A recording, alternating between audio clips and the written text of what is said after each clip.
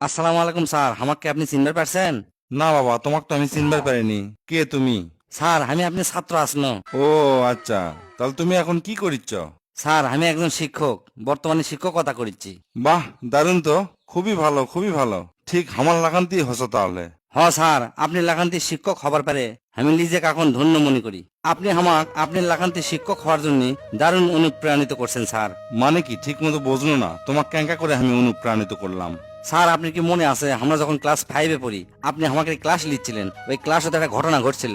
না তো, এতদিনে কত যে ঘটনা ঘটছে এত মনে থাকে তাই? ক্লাসের মধ্যে আমার এক বন্ধু আসলো, নাম বদনা। আমরা না গরিব আসলো, ওরা না বড় লোক আসলো। ওই ক্লাসের মধ্যে সেদিন দেখি সেই একটা দামি ঘড়ি হাতত দিয়ে আসছে।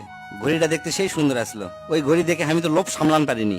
চিন্তা করনো ওই ঘড়িটা আমার চাই, জিঙ্কা করে হোক ওর ঘড়িটা আমি চুরি করবো। তারপর ওই হাতত থেকে ঘড়িটা যখন খুলে পকেটে তুলো, আমি কায়দা করে ওর পকেটের মধ্যে থেকে আমি ঘড়িটা বাইর করে লিসনো, লিয়ে আমি আমার পকেটের মধ্যে থুয়ে দিসনো। উনি যখন আর ঘড়িটা পালো না, তখন আপনি চিল্লে চিল্লে করলো যে স্যার আমার পকেট থেকে ঘড়ি কেবা চুরি করছে। তখন আপনি রাগ করে কষলেন, এই কে তোরা ঘড়ি চুরি করছো, তাড়াতাড়ি বের করে দে। আপনার কথা শুনে আমি চুপ করে আসনো, ঘড়িটা আমি দেইনি। কারণ ঘড়িটা আমার সেই পছন্দ হয়েছিল। কারণ আমরা আসনো গরিব, ওই ঘড়ি কেনার মতো সামর্থ্য আমাকে আসলো না। তখন আপনি রাগ করে করলেন কি, ক্লাসের দরজা বন্ধ করে দিলেন, দিয়ে সগলি করলেন, তোরা সগলি বেঞ্চের ওপর খাড়া হ। আমরা সগলি বেঞ্চের ওপর খাড়া হনো। আপনি করলেন তোরা সগলি চোখ বন্ধ করে হাত ওপর দিকে তুলে থাক। আমার মনের মধ্যে তো ভয় খেলে আঁকুবাকু করিচ্ছিল। আপনি সগলির পকেটে হাত দিয়ে চেক করা শুরু করলেন। যখন আপনি আমার পকেটে হাত দিয়ে ঘড়িটা পেলেন, তখন তো ভয়ে আমার জিউ মিউ সব শুকে গেছিল।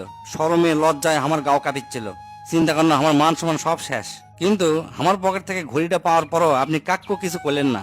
সামনে যা করলেন, ঘড়ি পাওয়া গেছে, তোরা সগলি চোখ খোল, নিচে নাম। তখন সৌগলি জিজ্ঞেস করলো যে স্যার কার পকেট থেকে পাচ্ছেন? আপনি তখন কইলেন যে কার পকেটের থেকে পাচ্ছি সেটা বড় কথা নয়, ঘড়িটা পাওয়া গেছে এটাই সবচেয়ে বড় কথা। অনেকে অনেক ভাবে আপনি জিজ্ঞেস করছে, কিন্তু আপনি কননি।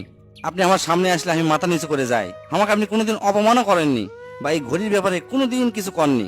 এই কামের জন্য আপনি আমার অফিস রুমে ডাকেলে যা অপমানও করেননি, মারেননি। কিন্তু এই ঘটনাটা আসলে আমার জন্য খুবই লজ্জাজনক। অথচ আপনি বুদ্ধিমানের সাথে কৌশল অবলম্বন করে এই ঘড়িটা বাইর করে দিচ্ছেন।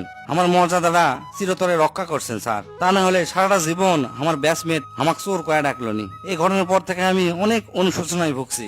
এই ঘটনার রেশ কয়দিন পর চলে গেলেও এর প্রভাব আমার মনের মধ্যে অনেক দিন পর্যন্ত আসলো। বিবেকের যুদ্ধে আমি বারবার দংশিত হচ্ছি। তারপর থেকে আমি নিয়ত করছি জীবনে আনিল্লা খারাপ কাজ করবো না। আমি একজন ভালো মানুষ হয়ে বড় হমো, একজন শিক্ষক হমো, সত্যিকার অর্থে মানুষ গড়ার কারিগর হমো।